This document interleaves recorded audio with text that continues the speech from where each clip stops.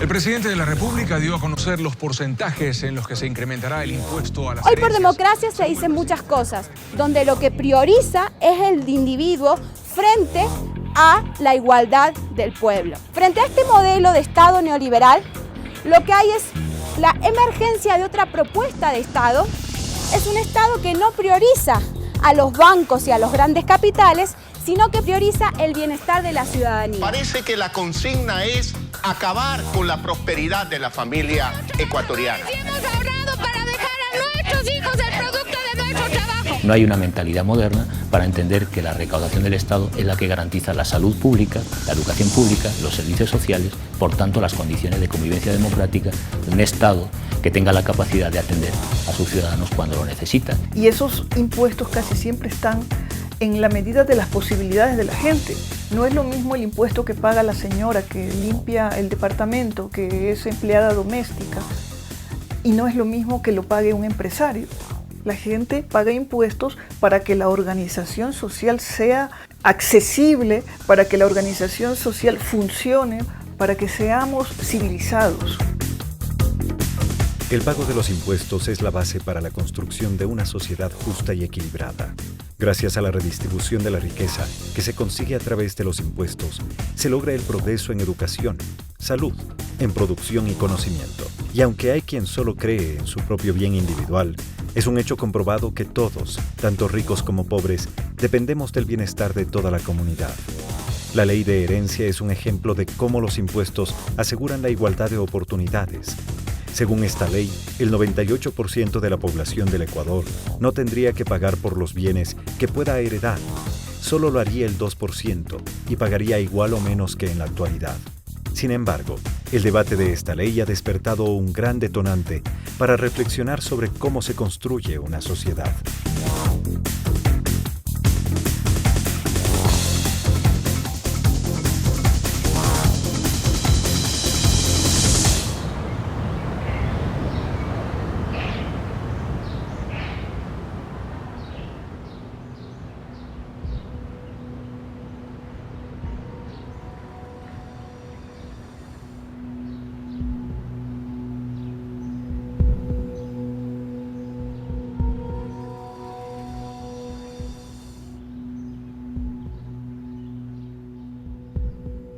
Para mí fue muy duro, fue demasiado duro porque ella estaba en quinto año cuando falleció mi esposo. Imagínense, en ese momento yo no sabía qué hacer. Me decía ella, no mami, de pronto yo ya no voy a estudiar. No, mijita, sea como sea, tienen que seguir estudiando porque su papá lo que quiere es que ustedes estudien, se preparen y luego vayan a la universidad. Y yo decía, señor, voy a hacerlo, sea como sea, lo voy a hacer. Opté por trabajar así mismo, haciendo manualidades. Como ustedes me ven así, yo doy manualidad y apenas cobro $1 ya por clase. Saqué mucho valor, mucha fuerza por mi mamá, porque yo sabía que aunque mi papá se haya ido, yo necesitaba seguir adelante. Me dediqué a mis estudios, saqué muy buenas notas. Obtuve un puntaje que me permitió ingresar a la universidad. Postulé a la beca, que es la de desarrollo humano, a la cual pude obtener. Gracias a la beca voy a dar un 1000%, porque eso me va a ayudar, eso me incentiva. Entonces eso es lo que está tratando de hacer el gobierno, igualdad para todos, porque la decisión está en la persona, de salir y conseguir cuando te brindan una oportunidad. Entonces para mí eso es equidad, tener la igualdad de oportunidades al mismo nivel. ¿El hambre es producto de la pobreza? No. El hambre es producto de la riqueza. Una humanidad que en este momento se mueren 25,000 niños diariamente de hambre es una humanidad inhumana. Es porque hay un pequeño grupo de gente en el mundo que ha acaparado toda la riqueza mundial. El acaparamiento de riqueza es absolutamente perverso y absolutamente inhumano. La pobreza es una pandemia que priva de alimentos y recursos básicos a gran parte de la población mundial. Y para poder erradicarla, primero hay que combatir la desigualdad. La concentración de la riqueza en manos de unos pocos es un problema global, como señala la ONG española Oxfam, que indica que el 20% de la población concentra el 95% de las riquezas, mientras que el otro 80% tiene que repartirse en el 5% que queda. La desigualdad es un problema de distancias sociales. Cuando una persona tiene apenas lo indispensable para comer y otra persona tiene, una sola persona, el ingreso de prácticamente 50 países o de los países más pobres del mundo. Entonces, en ese sentido, las aberrantes distancias sociales y los niveles de pobreza conducen a una desintegración social. Las sociedades que tienen distancias sociales y pobreza se pulverizan. Si hablamos en términos genéricos globales, como demuestra Piketty en su ensayo, en su estudio, las diferencias entre los más ricos del planeta y los sectores populares e incluso las clases medias es abismal, mucho más grande que hace décadas. Han sido muchos años de política de ajuste estructural, de política monetaria, del llamado consenso de Washington, que han ahondado en esas desigualdades estructurales entre norte y sur, entre clases pudientes, cada vez más pudientes, y el resto de la población en general, de la población mundial. El Premio Nobel de Economía, Joseph Stiglitz, también denuncia esta situación. Asegura que el 1% de la población posee lo que el otro 99% necesita.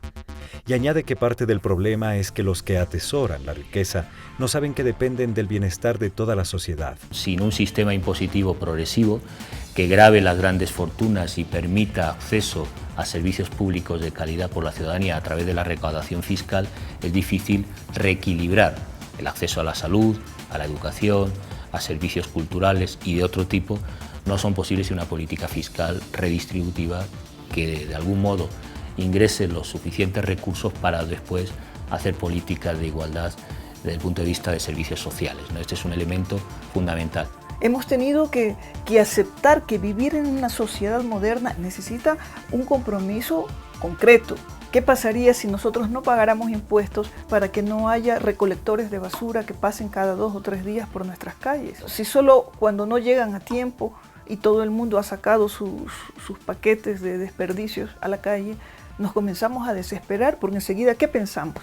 En la salud, en la enfermedad, en la contaminación. Enseguida pensamos en esas cosas. Te pongo este ejemplo de lo más fácil. El mayor millonario del mundo, Bill Gates, fundador de Microsoft, considera que los ricos han de pagar más impuestos para que la riqueza se distribuya de forma más justa entre todos, porque contribuir al crecimiento de la sociedad en su conjunto es beneficioso para su propio crecimiento. Well, I hope we could solve that deficit problem with a sense of shared sacrifice, where everybody would feel like they're doing their part. And right now, you know, I don't feel like people like myself are paying as much as we should. En Alemania, son también los mismos millonarios los que piden a sus gobernantes contribuir con más impuestos. Si alguien tiene $500,000 de euros y paga solo el 10% de esa cantidad, no lo afecta en lo más mínimo. Personalidades de todo el mundo alertan sobre los peligros de la desigualdad, principal enemigo de la democracia y la paz social. En su última visita a Latinoamérica, el Papa Francisco instó a combatir esta epidemia a nivel global.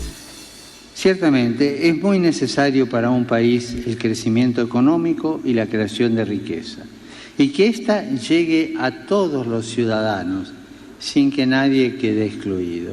Eso es necesario. La creación de esta riqueza debe estar siempre en función del bien común de todos y no de unos pocos. Para combatir la desigualdad y acabar con la pobreza, los estados disponen de los impuestos progresivos, que gravan más a quienes más tienen para proporcionar oportunidades a toda la sociedad. Con los impuestos se garantizan la salud y la educación, y con ciudadanos más sanos y formados, se accede a mejores empleos y se mejora la producción. En la crianza de las vacas nosotros ordeñamos, vendemos la leche, los animales pequeños nos sirve como para nuestro consumo y para la venta también. En ese sentido nosotros, salimos con las justas porque usted sabe, nosotros estamos aquí en el campo y no nos alcanza para ahorrar. No tenemos ni para paseos ni para vacaciones, que nosotros solamente tenemos para vivir, compramos ropa, compramos así cualquier cosa que nosotros necesitamos, solo cuando de vez en cuando nos alcanza el dinero. Si yo tuviera que pagar lo que es el colegio de mis hijos, tuviera que pagar la salud, o sea, yo tendría que emigrar a la ciudad, pero nosotros aquí en el campo no nos alcanza. Antes, si el que no tenía dinero, pues se moría en las puertas de un hospital. Lo que es ahora no. Cuando mis hijos se enferman, yo acudo al Seguro Social Campesino. Es una gran ayuda. Está aquí en nuestra comunidad. El momento que nosotros necesitamos cualquier emergencia, nosotros acudimos allá. Ahora, como es gratis, nosotros sí podemos subsistir con lo que nosotros tenemos aquí en el campo.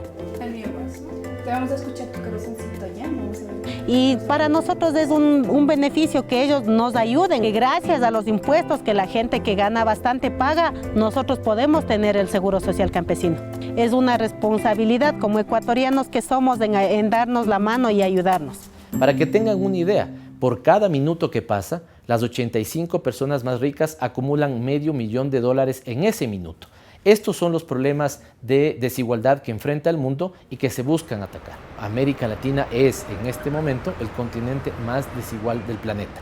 Para que tengamos una idea, el número de 1.000 millonarios en América Latina creció mucho más que en el resto de las regiones. Y los millonarios latinoamericanos tienen cerca de $2 billones depositados en paraísos fiscales.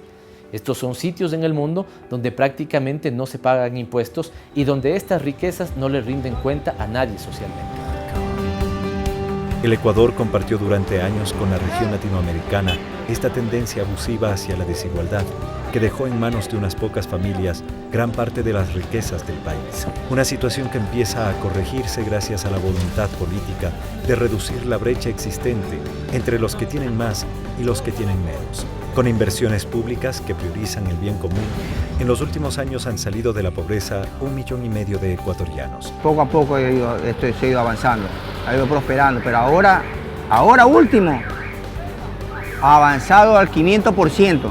Se nota, es que se nota, se ve. Ahora ya no es bla, bla, bla, bla, bla, bla, nada. Ve obras, y eso es algo que se ve, se nota y se siente, pues. Y aspiro a mucho más. ¿Para qué? Para que todo, como dicen, que haya equidad, para que todos tengamos una oportunidad. Considero que Ecuador ha hecho unos avances muy importantes en materia de combatir la desigualdad social. Y eso se puede apreciar no solamente por lo que en el mismo Ecuador se dice, sino también organismos internacionales están, estudiando el fenómeno de Ecuador, pueden dar cifras acerca de que la reducción de la pobreza es cierta. Los ecuatorianos lo perciben y las cifras lo demuestran. Si en 11 años de periodo neoliberal la pobreza por consumo bajó 1 punto, en los 8 de gobierno de la Revolución Ciudadana ha caído más de 12 puntos. Si antes los más ricos del país ganaban 42 veces más que los más pobres, esta diferencia se reduce ahora a 22. La exagerada acumulación de la riqueza siempre será injusta, pero aún al lado de tanta miseria. No puede haber un empresario en el Ecuador que pueda dormir tranquilo con riquezas excesivas y pagando a sus trabajadores el mínimo sueldo. Todo nuestro apoyo al sector privado que legítimamente genera empleo, paga impuestos, respeta al consumidor, cuida el medio ambiente. El fin de plantear de que las personas que más tengan, más paguen, es lo más justo que puede ser. Y moralmente estamos obligados a eso. Bueno, el gran beneficiario realmente es todo el país, para que las generaciones que vienen atrás nuestro sean las personas que lleven adelante el país y lo lleven de una manera importante, responsable. Y para eso se necesita muy buena educación, gente con buena salud, gente con condiciones importantes y principalmente con oportunidades. Pensaría que es un momento importante en el país para que la gente reflexione en ese punto. Bueno, yo emigré hace exactamente 15 años, en la época que estaba el país empezando a entrar en crisis. No había una expectativa de mejorar la situación, entonces eso me empujó a ir para allá. Viajé a Madrid, España, porque todo el mundo se estaba yendo para allá. Yo tuve allá un compromiso con el padre de mi hija, tuve a la niña allá, la niña nació y yo ansiaba siempre regresar a mi casa. Yo sí vi el cambio, porque cuando uno está afuera se puede dar cuenta del cambio de aquí. El cambio es no solamente de la infraestructura. Yo puedo decir que en verdad ha habido una revolución a nivel social. Hay más justicia social en nuestro país. Entonces digo, qué maravilloso, no tienen como nosotros, y ahora vamos a acabar el colegio, y ahora qué seguimos, y después en qué vamos a trabajar. O sea, para nosotros era angustiante. Yo creo que para nuestra generación era la de la angustia, no era la de la esperanza como ahora. Ningún chico aspiraba a llegar a un masterado, ahora usted a todos los chicos les escucha. Entonces la juventud ahora tiene más oportunidades. Y eso le digo a mi hija, imagínate, no es un sueño, es una realidad. Yo estoy más que segura de que mi hija va a tener un futuro mejor.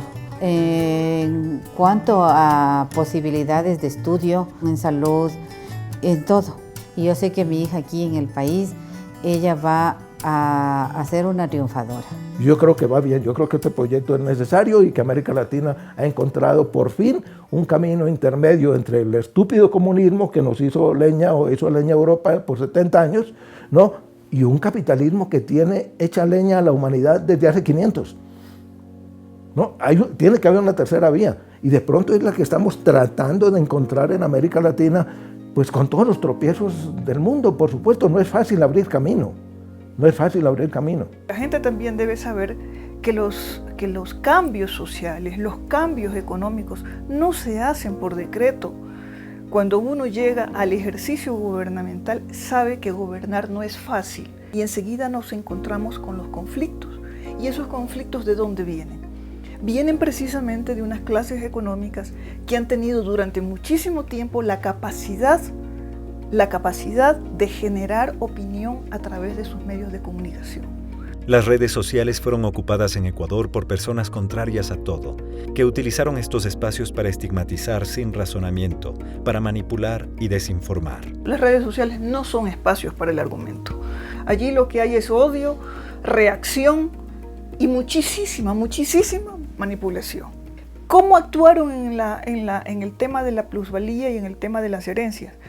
Precisamente utilizando las herramientas de manipulación, de desinformación y sobre todo insuflando, inyectando miedo en la población. De tal manera que una persona, una población que no se informa, que no lee, que no profundiza, es presa fácil de la manipulación de las redes sociales. La vida siempre ha sido de lucharla. Mi padre y mi madre se esforzaban día a día ejerciendo su profesión de maestros. Una lucha para nosotros el tratar de salir adelante con la profesión de mis padres. Los profesores siempre fueron mal pagados, entonces siempre era difícil. Recuerdo que cuando yo estaba en el colegio, en mi época de ya egresar y buscar una universidad, recuerdo que pasaba en el transporte público frente a una universidad privada, entonces quizás yo tenía un sueño y decía, wow, qué chévere sería estudiar en esta universidad. Pero por otro lado venía siempre ya la conciencia que no tenía de que no tenía los medios para poder financiarme esta universidad privada. No existían las oportunidades para todos. Yo creo que es prioritario, en primer lugar, tener un sentido de la solidaridad. Sin solidaridad no se puede hacer nada, ni en política, ni en la ciencia, ni en el arte, ni en el amor, ni en ningún lado. Entonces, yo creo que cada ciudadano debe mirar su propia biografía, saber dónde estaba hace algunos años, dónde estaba su entorno familiar, cuál era su situación económica, cuáles eran las posibilidades que tenía de acceso a la salud y a la educación. Y si en ese revisar su propia biografía descubre que más allá de que algunas cositas no le gusten, que su situación, digamos, económica, educativa, cultural ha mejorado, eso significa que ha habido un proyecto político detrás que lo permitió.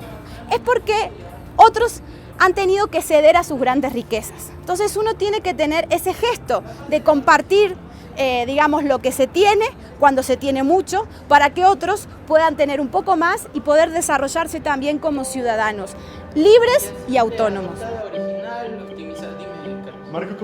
Por primera vez en el 2008 hubo una convocatoria para un programa de becas en el extranjero. del cual tenía muchas dudas, muchas inquietudes, muchas incertidumbres, pero me arriesgué. El haber obtenido una beca me permitió conseguir mi sueño, ¿no? Conseguir lo que ahora hago, el poder luego retornar a mi país y ahora sí, en calidad de docente, poder contribuir, retribuir eso que me dio la oportunidad que tuve. El Estado apuesta, invierte en educación, en tecnología, en investigación, justamente para ofrecer mejores condiciones a sus ciudadanos. Entonces, me parece que todos debemos contribuir a través también de nuestros impuestos para que este tipo de programas gubernamentales continúen. Cuando a las personas les das la oportunidad de estudiar, de superarse, el día de mañana van a tener también ellos la oportunidad de tener una mejor condición, de ofrecer también mejores condiciones a su descendencia. Y es la manera en cómo el Estado tiene que tratar de reducir este margen de desigualdad en la sociedad. ¿A qué sector social no le interesa que la salud sea una prioridad en el Estado? ¿A qué sector social no le interesa que la educación siga avanzando y mayor cantidad de niños, de jóvenes tenga acceso a una educación de calidad? ¿A qué sector social no le interesa que volvamos los ojos al campo? Entonces, acuerdos mínimos, pero sentándonos a conversar, son posibles. Entonces, los ciudadanos, ¿qué hacemos? Yo creo que tengamos un poco más de generosidad, de sentido común, es mirar hacia el Estado con cariño por el país. Habría que ir a un modelo modernizador para exigir derechos y para prestar servicios públicos desde el Estado es necesario una política fiscal progresiva, ordenada, justa, con equilibrio, para la recaudación y para dar prestaciones de servicios, ¿no? Y por lo tanto nos debe a un elemento de solidaridad y de progresividad. En toda sociedad democrática, el que más tiene, más paga. Ojalá entendamos, queridos compatriotas, que la mejor herencia que podemos dejar a nuestros hijos son capacidades humanas, tales como salud, educación, nutrición y en lo colectivo, una sociedad segura, equitativa, cohesionada.